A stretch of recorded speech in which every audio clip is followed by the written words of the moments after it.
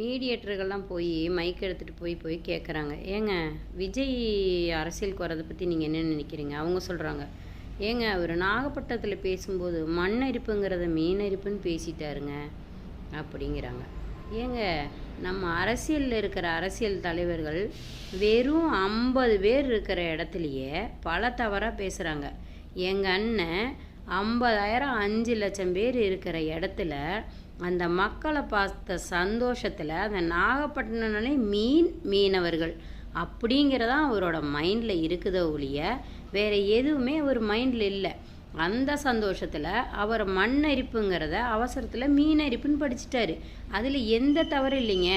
ஒரு எழுத்து பிள்ளையில் அரசியல் இருக்க போகிறது கிடையாது. சரிங்க, மக்களோட நலன் தான் அரசியலில் இருக்குது. சரிங்களா, அதுதான் அவர் மைண்ட்லேயே இருக்குது.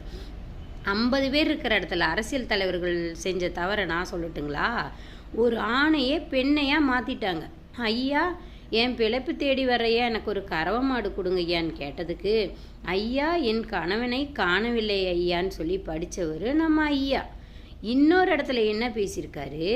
ஐயா, ஏடிஎம்கேக்காரர் உங்கள் எல்லாத்துக்கும் ரூபாய் 2500 தரதா சொல்லியிருக்காங்க. ஏன் அவங்க 5000 தரக்கூடாதா? அந்த 5000க்கு மீதம் எவ்வளோ இருக்குது? ரூபாய் 1500 தானே அப்படின்னு சொல்லியிருக்காரு. அந்த மிச்சம் 1000 எங்கீங்க? ஓ, அந்த 1000 தாங்க இந்த 1000.